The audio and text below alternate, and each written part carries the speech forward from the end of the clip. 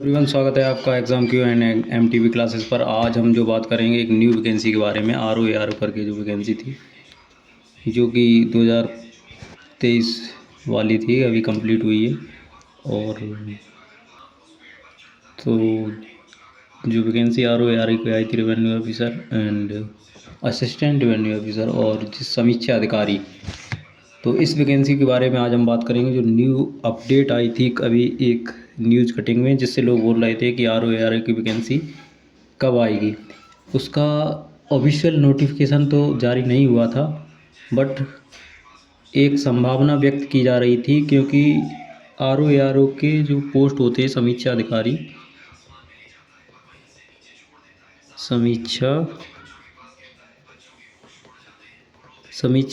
की पोस्ट की प्रमोशन की काफ़ी चांस रहते हैं। तो उनका प्रमोशन जल्दी हो जाता है, फिर वो समीक्षा अधिकारी की पोस्ट हो जाती है आपकी खाली। तो समीक्षा अधिकारी की पोस्ट को फिल करने के लिए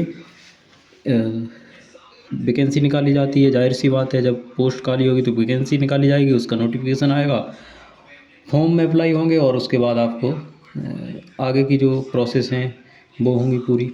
तो आज हम जो बात करेंगे वो उसके समीक्षा अधिकारी रेवेन्यू ऑफिसर के एग्ज़ाम पैटर्न, सिलेबस और इन चीज़ों के बारे में बात करेंगे। अभी बात कर रहे हैं हम एग्ज़ाम पैटर्न।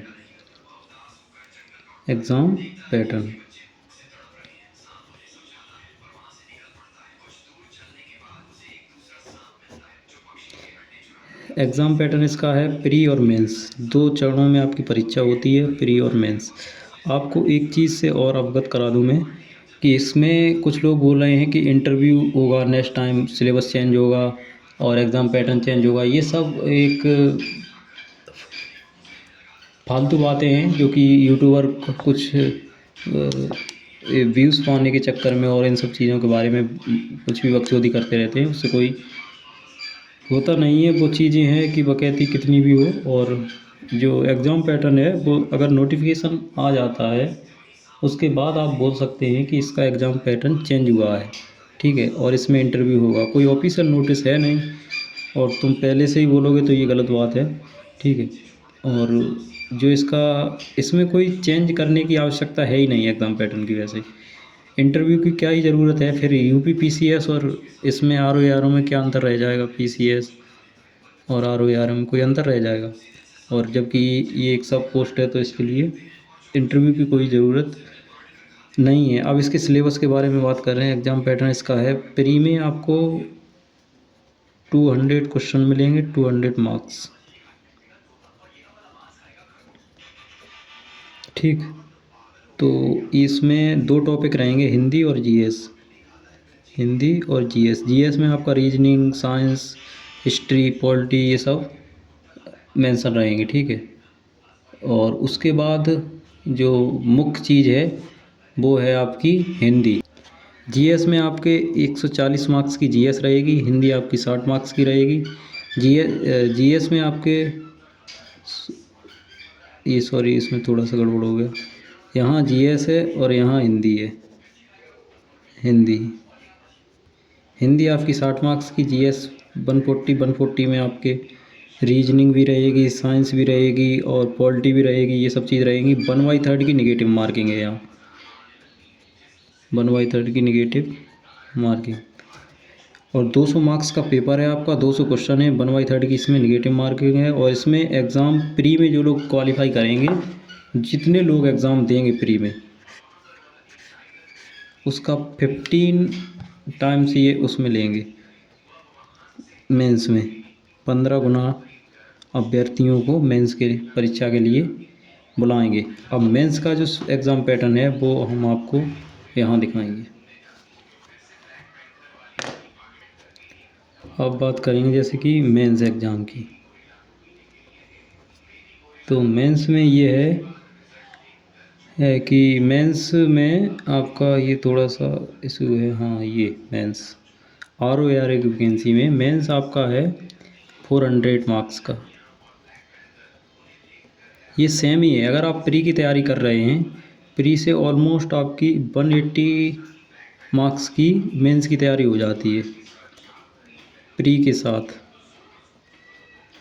क्योंकि इसमें भी रहती है आपकी जीएस, हिंदी और ऐसे निबंध, जो कि हिंदी में रहता है। निबंध रहता है आपका हिंदी में, ठीक है।